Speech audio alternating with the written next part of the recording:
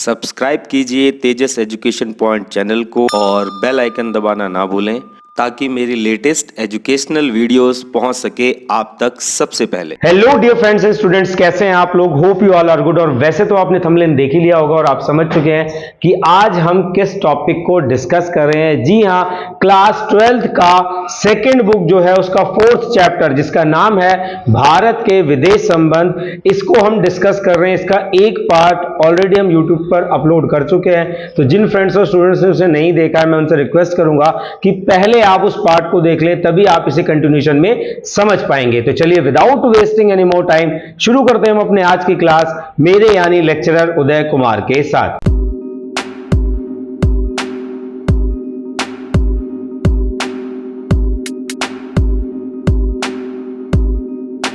चलिए एक बार ताली बजाएंगे अपने लिए, पहले पता लगे कि आप लोग आ गए हैं। चलिए, तो कल के वीडियो लेक्चर में ऑलरेडी हम इस चैप्टर का एक पार्ट जो है उसे डिस्कस कर चुके हैं। उसका लिंक जो है वो आपको नीचे डिस्क्रिप्शन में मिल जाएगा। अगर आपको पीडीएफ चाहिए तो वो हमारे टेलीग्राम चैनल पर आपको मिल जाएगी।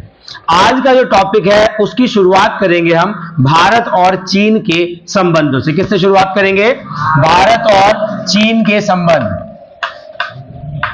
भारत और चीन के संबंध। तो देखिए यहां पर जब हम संबंधों की बात करेंगे तो हमेशा ऐसा नहीं हो सकता कि संबंध अच्छे ही हों। कई बार क्या होता है, संबंध खराब भी हो जाते हैं। और संबंध खराब होने का सबसे बड़ा कारण या सबसे बड़ी वजह क्या होती है? विचार। कि अगर हमारे विचार मिल रहे हैं तो संबंध क्या होंगे? अच्छे होंगे। और अगर हमारे विचार नहीं मिल रहे हैं तो हमारे संबंध अच्छे नहीं होंगे। Is that clear? तो यहां पर हम दोनों प्रकार के संबंधों की बात करेंगे। तो शुरुआत करते हैं एक मैप से, ताकि आप इसकी ज्योग्राफिकल कंडीशन को भी अच्छे से समझ पाए, क्योंकि इसी चैप्टर में आप भारत पाकिस्तान संबंध भी पढ़ने वाले हैं, भारत चीन पढ़ने वाले हैं और भारत बांग्लादेश भी पढ़ने वाले हैं। तो शुरुआत करते हैं एक मैप से। तो यहां पर ये जो भारत का ऊपरी हिस्सा है, मैं उसका एक मानचित्र बनाने का प्रयास कर रहा हूं। ये थोड़ा सा टेढ़ा मेढ़ा जरूर होगा, लेकिन आप इसे भारत का ही मानचित्र समझे। क्लियर है बेटा? तो देखिए ये वाला जो हिस्सा है, यहां से हम दिखाते तो अपने मानचित्र में ये पूरा हिस्सा है, लेकिन आप जहां पर भी ये मानचित्र देखेंगे तो नीचे एक नोट जरूर लिखा होता है। और नोट लिखा होता है कि ये भारत की ओरिजिनल अंतरराष्ट्रीय सीमा नहीं है, इसे बच्चों को समझाने के लिए बनाया गया है।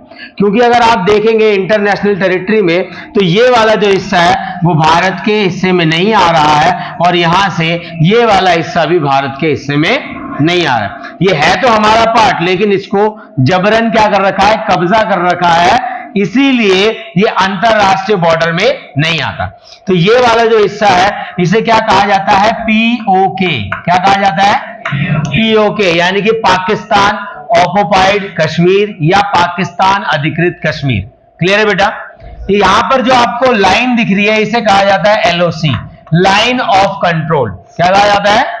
लाइन ऑफ कंट्रोल कहा जाता है। तो ये वाला जो हिस्सा है ये किसने कब्जा कर रखा है? है तो हमारा ही, लेकिन कब्जा किसने कर रखा है? पाकिस्तान ने इसे कब्जा कर रखा है। ठीक दूसरी तरफ अगर मैं आपका ध्यान दिलाना चाहूं तो यहां पर आप ये जो हिस्सा देख रहे हैं, ये वाला हिस्सा किसने कब्जा कर रखा है?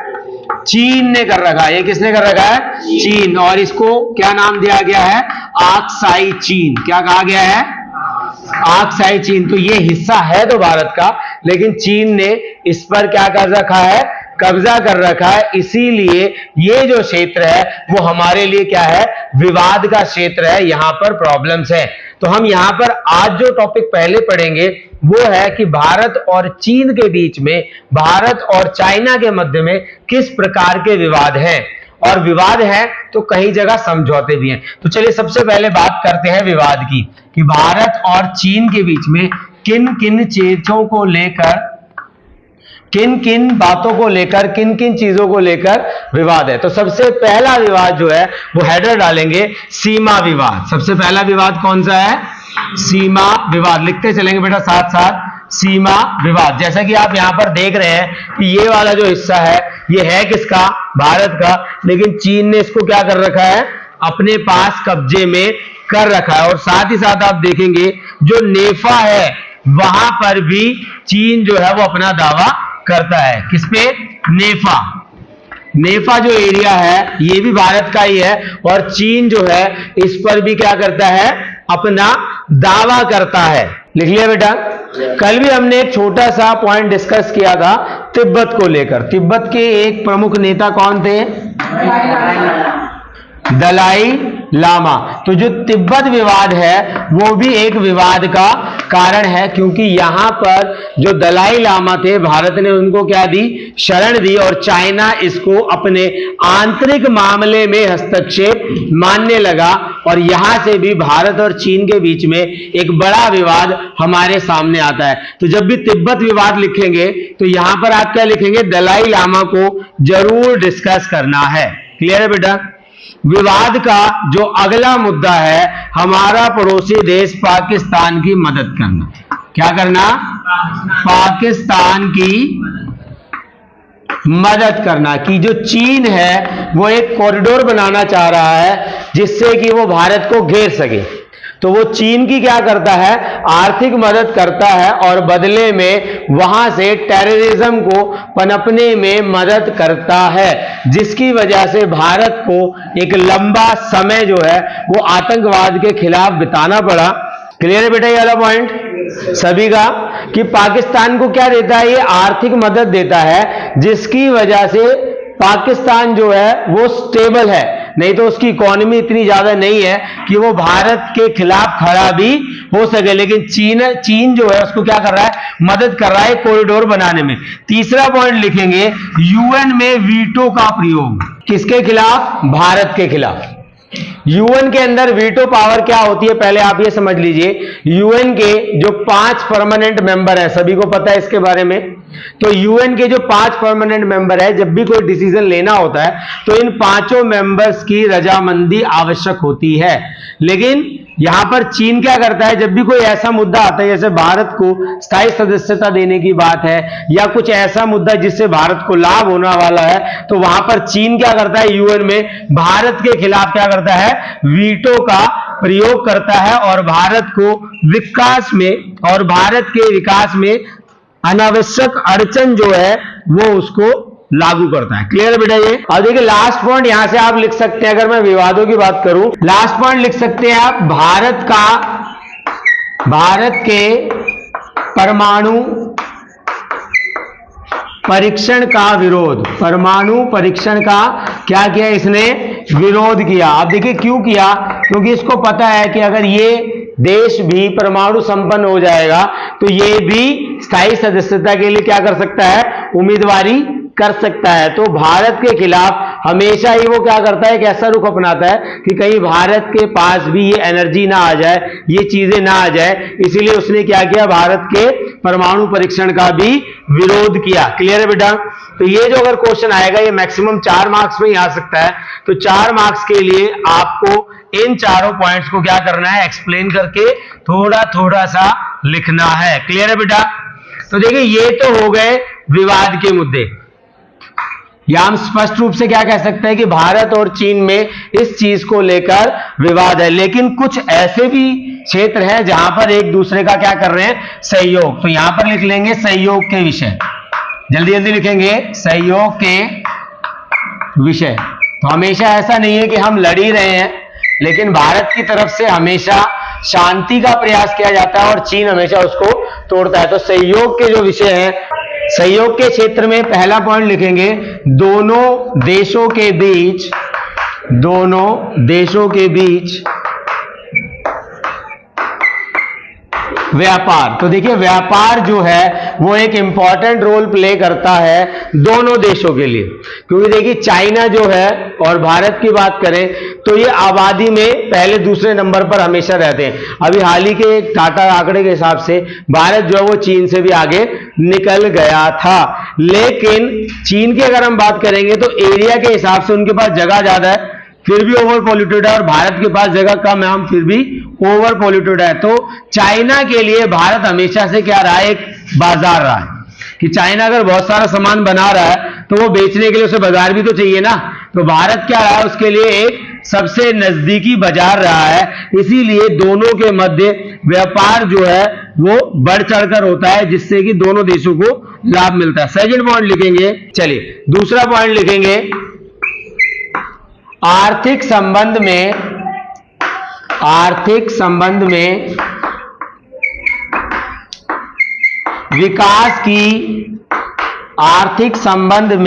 विकास की एक जैसी नीति। आर्थिक संबंध में विकास की एक जैसी नीति। तो देखिए ये दोनों ही देश जो है वो अपने डेवलपमेंट के लिए, अपने इकोनॉमिक डेवलपमेंट के लिए, अपने आर्थिक विकास के लिए एक जैसी नीतियां बनाते हैं। समझ में आ रहा है बेटा? क्या बनाते हैं? एक जैसी नीतियां बनाते हैं। और इसी कारण अगर हम बात करेंगे तो भारत जो है वो पिछड़ा हुआ क्यों रह गया? क्योंकि चीन ने 1972 में ही अपनी ओपन डोर पॉलिसी को अपनाया था और भारत ने उस काम को, ग्लोबलाइजेशन को 1991 में क्या किया? अडॉप्ट किया। तो थोड़ा सा अगर भारत उनसे पीछे भी है तो उसका एक कारण यह भी है क्योंकि भारत ने चलना लेट शुरू किया।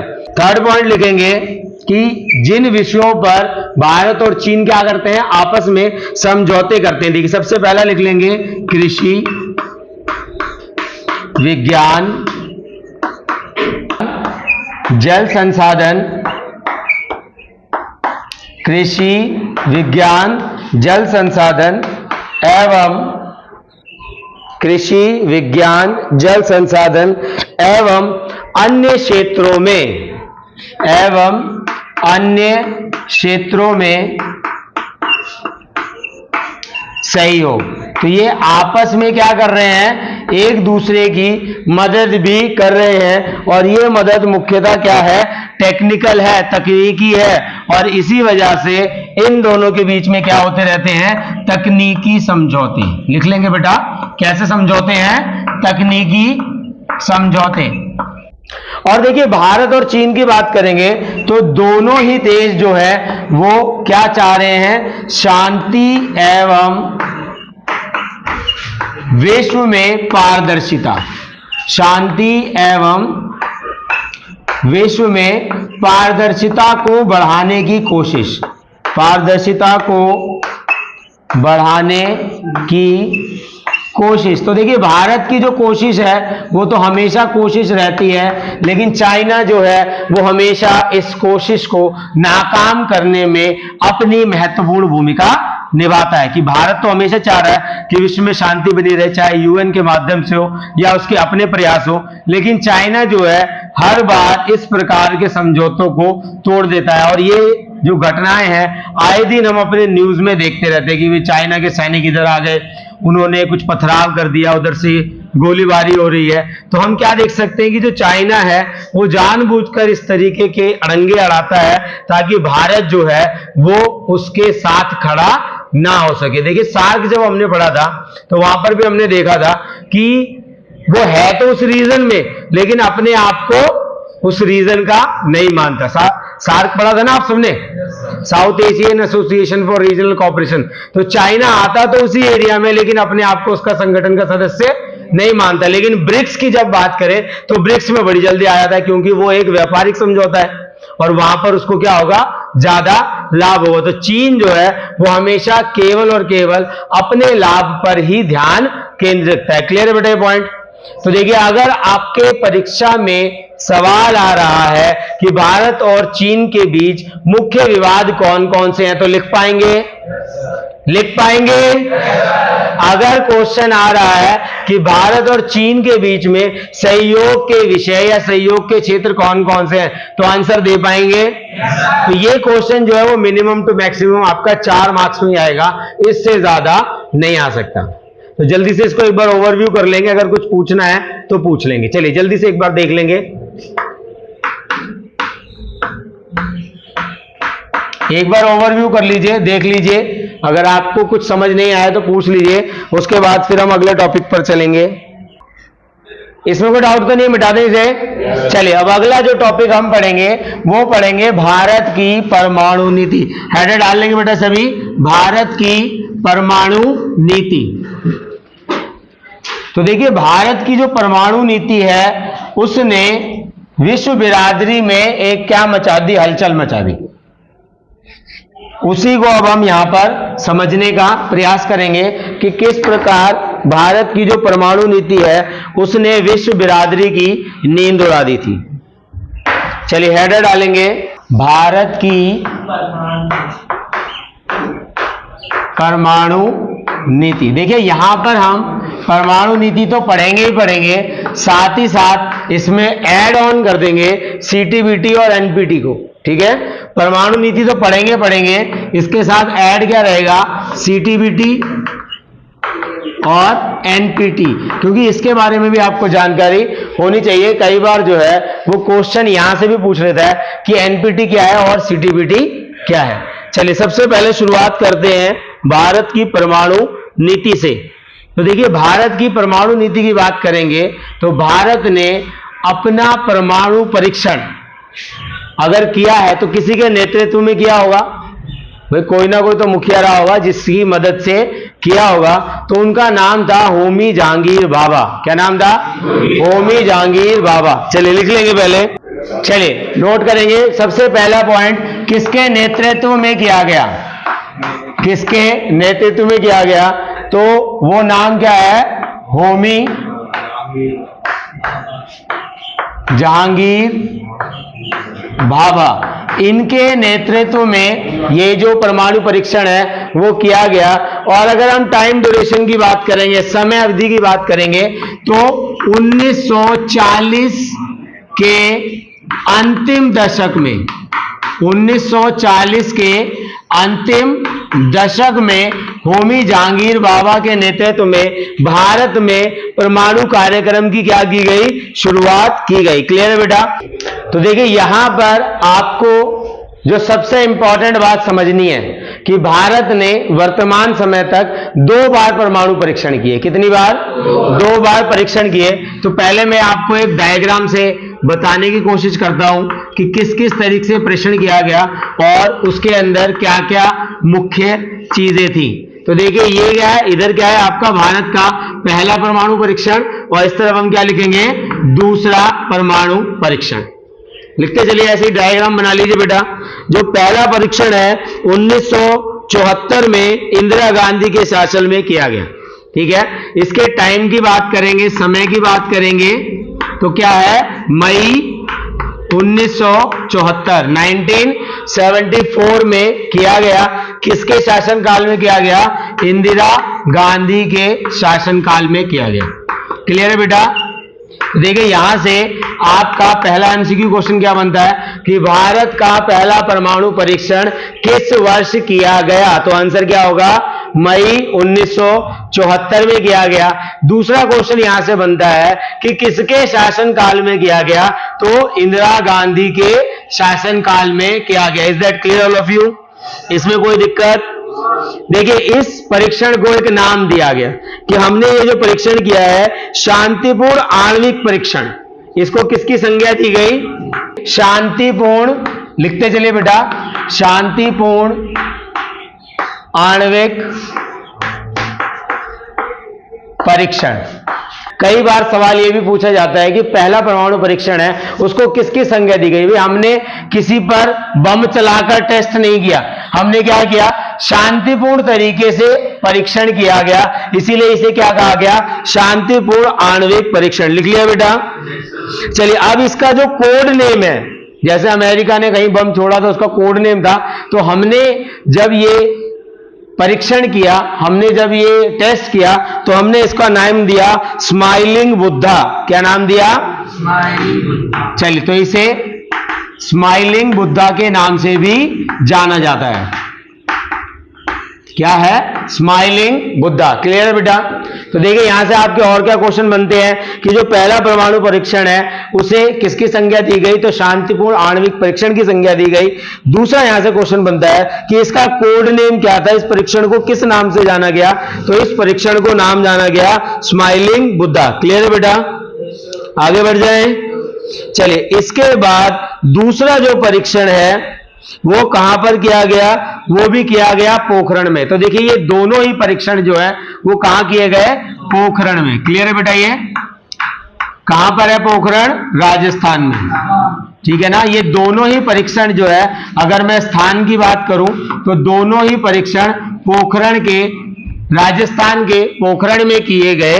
और दूसरा जो परमाणु परीक्षण है वो 11 और 13 मई 1998, डेट लिख लेंगे, 11 एंड 13 मई 1998 में किया गया। दूसरा परमाणु परीक्षण कब किया गया? 11 और 13 मई 1998 में किया गया। और किसके शासनकाल में किया गया? तो ये किया गया अटल के शासनकाल में। तो जो हमारे अटल बिहारी वाजपेयी जी थे उनके शासनकाल में किया गया। लिख लिया बेटा? अटल बिहारी वाजपेयी जी जो थे उनके शासनकाल में इस परीक्षण को किया गया। जैसे इसका कोड नेम था पहले वाले का स्माइलिंग बुद्धा, वैसे जो दूसरा था उसका था ऑपरेशन शक्ति। इसको किस नाम से जाना गया? ऑपरेशन शक्ति। जो हमारा दूसरा परमाणु परीक्षण है उसे जाना गया। और इसे जो नाम दिया गया, जैसे इसको संज्ञा दी गई, तो इसको क्या संज्ञा दी गई? इसको संज्ञा दी गई अघोषित, लिखते चलेंगे बेटा, अघोषित रूप से परमाणु क्षमता प्राप्त। अब देखो क्यों कहा गया इसको ये, क्योंकि भाई इससे पहले की अगर हम बात करेंगे तो एनपीटी के माध्यम से जो न्यूक्लियर बम है, जो परमाणु शक्ति है, उसको बनाने पर बैन लगा दिया गया। ठीक है? भारत देखिए उससे पहले ही कर चुका है, 1974 में वो कर चुका है। लेकिन इंटरनेशनल बाउंड्री की बात करेंगे तो वहां पर इसको क्या कर दिया गया? बैन कर दिया गया। तो भारत ने क्या कहा कि भैया तुम मानो या मत मानो, हमारे पास तो परमाणु हथियार है। मैंने आपको कल भी एक गाना बताया था ना, मौका मिलेगा तो हम बता देंगे तुम्हें कितना प्यार करते हैं सनम। तो यहां पर भी वही है कि भाई हमारे पास तो है, अभी हमारे पास मौका नहीं है, तो हम आपको नहीं बता रहे कि हमारे पास क्या है क्या नहीं है। जब मौका आएगा, जब जरूरत होगी इसकी, तो हम दिखा देंगे हमारे पास कितने परमाणु हथियार हैं। इज दैट क्लियर बेटा? पहला परमाणु परीक्षण क्लियर है, दूसरा परमाणु परीक्षण क्लियर है। कौन बच्चा बताएगा मुझे पहला परमाणु परीक्षण कब किया गया था? जल्दी बताएंगे। पहला 1974 में किया गया था और दूसरा 11 और 13 मई 1998 में किया गया था। क्लियर है बेटा? अब देखिए हम आगे चर्चा करेंगे एनपीटी की, जो हमने ऑलरेडी जिस पर बात कर रखी है। तो ये एनपीटी क्या है और भारत ने अपनी परमाणु नीति कब बनाई? तो भारत ने अपनी परमाणु नीति कब बनाई? 2003 में। कब बनाई? 2003 में भारत ने अपनी परमाणु नीति बनाई। देखिए इससे पहले हमारे पास परमाणु था, लेकिन हमने इसके खिलाफ कोई नीति नहीं बना रखी थी, लेकिन अब जो है वो हमारे पास नीति भी है। नेक्स्ट हमारा हेडर है एनपीटी। अब देखो एनपीटी का मतलब क्या है। सबसे पहले हमें यह समझना है कि एनपीटी जो शब्द है वो किसके लिए यूज किया जा रहा है और इसका क्या महत्व है। तो विश्व बिरादरी ने कहा कि परमाणु हथियार जो है उन्हें समाप्त करना चाहिए। क्या करना चाहिए? समाप्त करना चाहिए। तो भारत ने कहा जी बड़ी अच्छी बात है, बड़ा अच्छा विचार है आपका, हम आपका इसमें समर्थन देंगे। लेकिन उन्होंने बाद में क्या कहा कि भाई देखो हम इसको समाप्त तो करेंगे, लेकिन हम समाप्त नहीं करेंगे, आपको करना है। तो ये सही लग रहा है या भेदभाव लग रहा है? भेदभाव लग रहा है कि भाई तुम तो रख सकते हो और वही काम मैं करूं तो मैं गलत। तो भारत ने क्या किया? इसका विरोध किया। तो एनपीटी क्या थी? जो परमाणु हथियार को रखने, बनाने और इसकी जो टेक्नोलॉजी है किसी को देने से रोकती है। एनपीटी क्या है? एक संधि है जो क्या क्या कर रही है? आप परमाणु हथियार बनाएंगे नहीं, रखेंगे नहीं, और इसकी जो टेक्नोलॉजी है, जो इसकी तकनीक है, वो किसी के साथ शेयर नहीं करेंगे। तो भारत ने क्या कहा कि भैया हम इसका समर्थन नहीं करते और हम इसका क्या करते हैं? विरोध करते हैं, क्योंकि ये एक भेदभावपूर्ण संधि है। और भारत विश्व के उन देशों में से है जिसने एनपीटी पर आज तक हस्ताक्षर नहीं किए। तो देखिए यहां पर अब हमारे पास टाइम जो है वो बहुत लिमिटेड है, टाइम ऑलरेडी ओवर हो चुका है। तो यहां से यानी कि सीटीबीटी और एनपीटी को हम अपने कल के लेक्चर में डिस्कस करेंगे। तो आज की क्लास में बस इतना ही। मिलते हैं आपसे नेक्स्ट क्लास में, जहां पर हम इससे आगे का जो टॉपिक है यानी कि सीटीबीटी, एनपीटी और भारत पाकिस्तान और भारत बांग्लादेश संबंध की चर्चा करेंगे। तब तक के लिए जय भीम, जय भारत।